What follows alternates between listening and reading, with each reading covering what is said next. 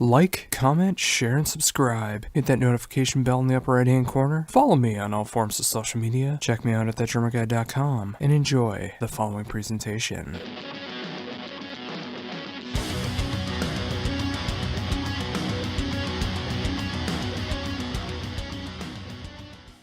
I guess you had a little bit of time to sit with the whole record. Oh yes, I've had the album for about a week and a half, and again, I really love everything that's going on with this album, from the songwriting to the production to the overall feel of the entire album. I mean, it's so great to hear this band again in 2018. Yeah, great.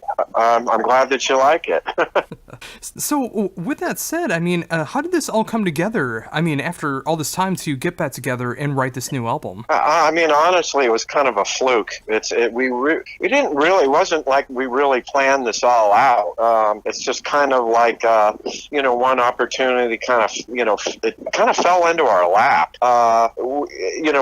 Without making a real long story short, but honestly, it just kind of came about where really from the two Keep It True festivals that we did one in 2010, and then we did one in 2017, and those were there wasn't really a whole lot of thought of, in other words, those were just offered to us. It was kind of out of the blue, and it was kind of one of those things where it's like, well, what the hell, why not? If everybody's into doing it, let's go over there and play a show and have some fun. But we didn't really look a whole lot above and beyond that. You know what I'm saying? After the 2010 one, we kind of tried to get something going, and for one reason or after another, it just seemed to fall apart, and we were really never able to really put anything back together.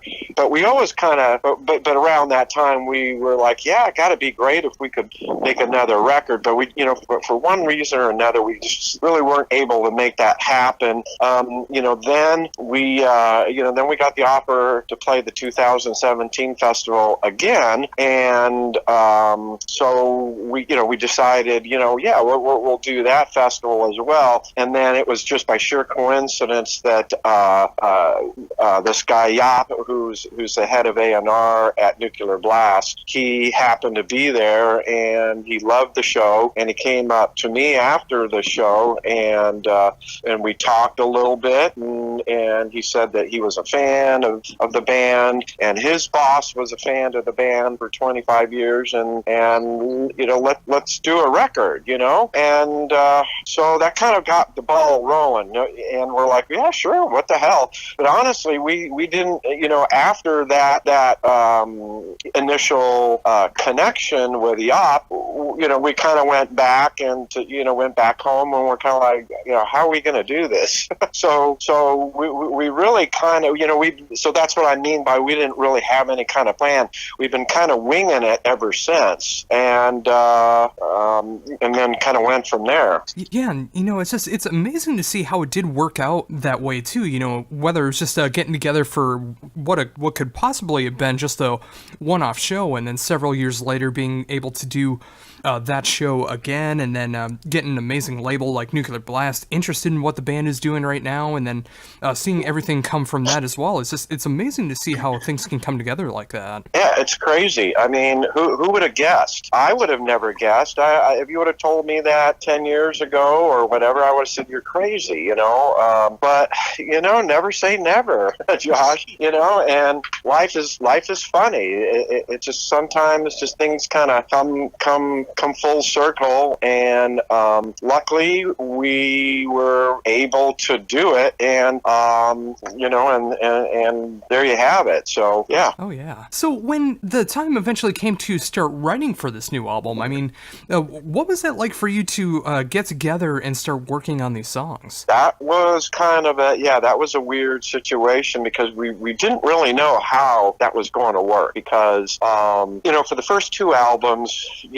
there was a songwriting team. Now on the first record, there was Ted, Ed, and James, and then on the second record, it was mostly Ed and Ted. So that songwriting team was broken, with not having Ted involved. And then, of course, we started. That was over a year ago, last summer when we started, doing this. And then Ed, had some family, issues, things that he needed to take care of personally. So he really had to take like a hiatus, and that really left. So that only left Ken, Kendall, and myself, and we're kind of like, well, gee, what the hell do we do now? Do we? And we really debated. We were like, well, what do we do? Because we have this ball rolling with Nuclear Blast, which and that opportunity doesn't come around every day, right?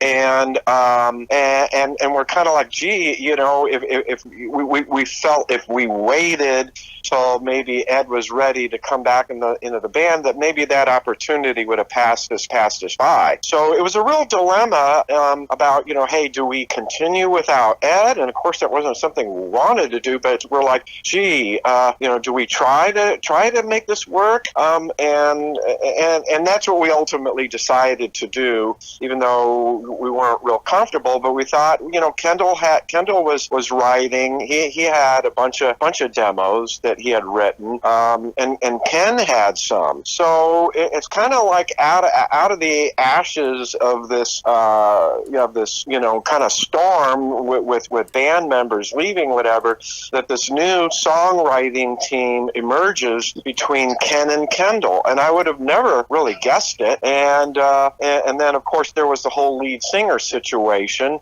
because we had done a few demos with Peter O'Rulian, and Peter did a great job for us live, but when we demoed some stuff, it just wasn't a good fit. You know what I mean? And so he kind of, it's like, this isn't a good fit, and Peter kind of bowed out. So now we don't even have a lead singer at that point. And Ken suggested that Kendall sing, and I always knew that Kendall could sing, but honestly, I never really thought of him singing in this band. But of course, at that point, I'm like, well, what the hell? What do we got to lose? Let's do like 3 songs. 3 strong demos. We'll have Kendall sing it, and we'll send it to Yop, and they're either gonna love it or they're gonna go, not no good. But at least we tried. You know what I mean? So that's kind of that's what we did. We demoed up 3 songs, which was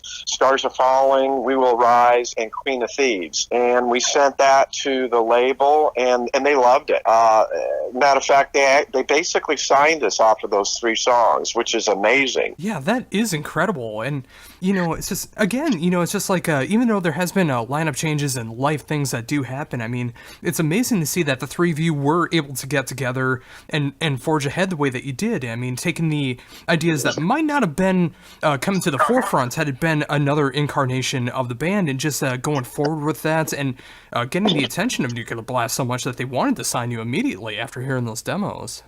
Yeah, isn't that crazy? I mean, I was talking with Ken, and Ken is a seasoned, veteran of this industry, and he even runs a label, and I'm like, hey, I was like, I don't know, but if I was a record company person, I'd go, well, yeah, these are great, but we want to hear more. And Ken thought the same thing too, and but they did not. They were like, no, man, we know you, we love these songs, and we know that the rest of them are going to be great. Here's a record deal. I don't know, man. I don't know if it works that way for everybody, but it did in our case, and we're really lucky and happy about it. Oh, absolutely. So, with that said, I mean, after getting those 3 song demo ideas down and sent off to Nuclear Blast, and getting the record contract from there, what was it like for the rest of the songwriting process, knowing all of these things have come into place? Well, Josh, making records is not an easy process. But it was about, I would say about 6 months we basically just kind of took raw ideas and Ken and Kendall, actually worked together for the most part. But so Kendall would come up with a kind of a basic framework of a song, send it, to both of us. And Ken is like really, like, it's weird because they would kind of complement each other in areas that one guy isn't so strong at. And Ken has a real knack for writing these choruses, these hook lines. And so, Kendall would have a basic song structure, and then Ken would come in and then maybe like revamp the chorus or things like that.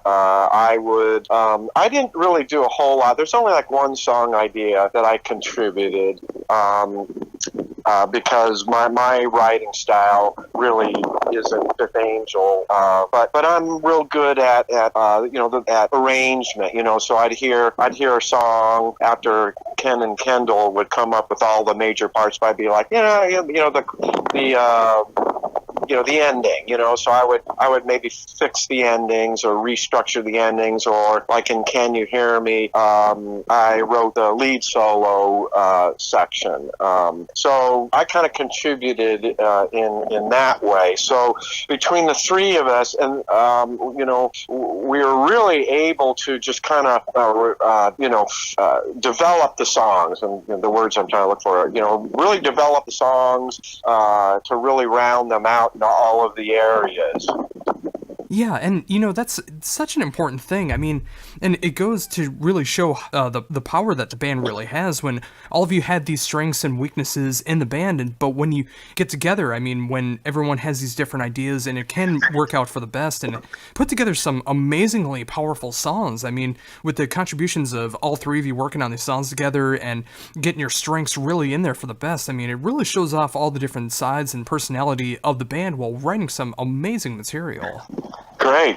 Well, that's that's what we were trying to accomplish. And it wasn't like, we were really, we really wanted to. First of all, we realized that the bar is set very high with those first two records, and we've always said that if we were ever going to make another record, that we would make that record only if we felt that we could, that we could do something on that level, and that this new record or any of the records would be on that bar, not just like, let's just throw something out there just so we can go out and tour type of thing.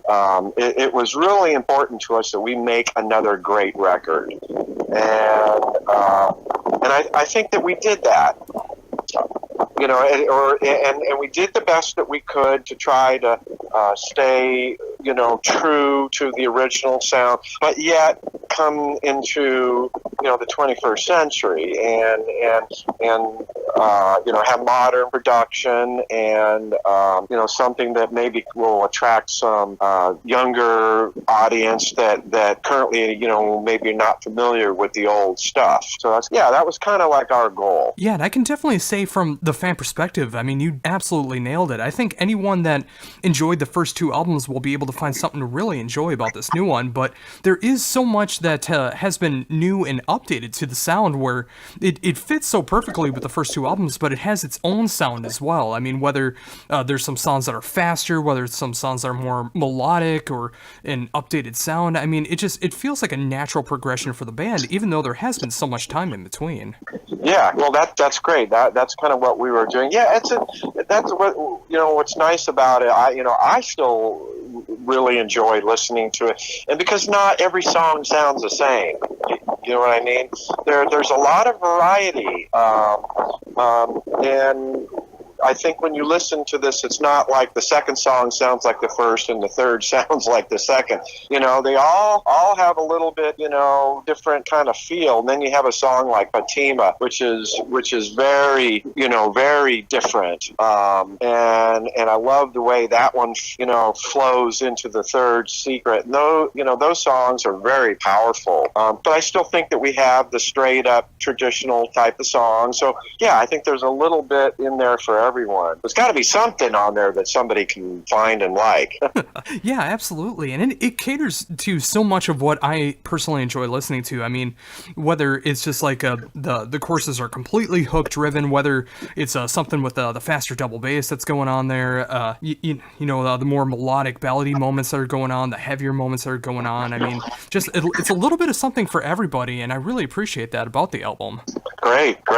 So, with all of that said, I mean, when you get these final collections of songs down, you got them recorded, you got everything that's going on there, what was it like to be able to get that first single off the album out there for people to be able to hear? What was it like, I mean, what was it like to be able to decide, like, what was going to be the first song off this album for well, people to hear? I mean, that was actually the label. They made that decision for that song. We were kind of thinking, you know, maybe doing something faster, but they that's what they wanted to put out. But I mean, Can You Hear Me is a great song, but I think, I don't know. That was Nuclear Blast. That was their decision to make that. Oh, sure. Yeah, and, you know, I think it was a great song to be able to do that, because I think it's kind of a good bridge for anyone who may not have been familiar with the band or was more familiar with the first two albums, and they hear a song like that, and then they're interested to see what's going to be happening with the band for the rest of the album, and then when they finally get the chance to be able to check out the whole album, or they have gotten the chance to be able to check out any of the other singles that have come out, they see more of what the band is going on right now, so I think it was actually a pretty good choice. Okay, yeah, I mean, because there is some debate about that, you know, some people are, you know, thinking that that's a good idea, and some people are like, well, we should have put a fast song out there, you know. I don't know, but I would say the biggest thing, of course, being able to promote this album coming out October 26th in Nuclear Blast. But what's going to be going on next after the album comes out? Good question. And again, like I said, we're kind of making this up as we go along, because, like, you know, we didn't really have any kind of a grand plan. So now we're kind of in the phase of, you know, right now we're kind of in the promotional phase, right? You know, we just shot a video for The Third Secret. We did a bunch of new band pictures. We got, you know, with Ed being back in the band, and Ed is in the new video for The Third Secret.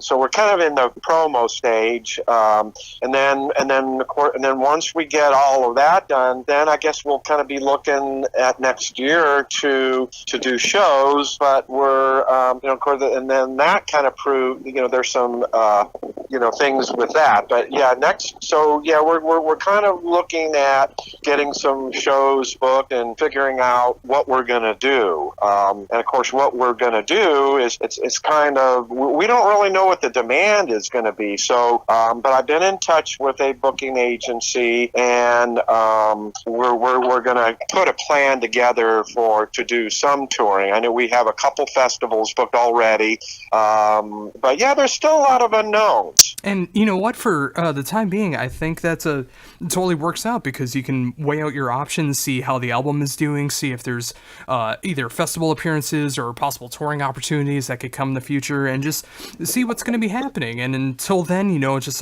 there's this brand new album from Fifth Angel, The Third Secret, coming out October 26th in Nuclear Blast. It's an amazing album to me, and as a longtime fan of the band, it was amazing to see this third album come out. And with that, I really appreciate you being able to take this time to be able to talk to me about everything going on in the band. Yep, absolutely, Josh. And I have another caller coming in. Oh, yes. So I will let you go.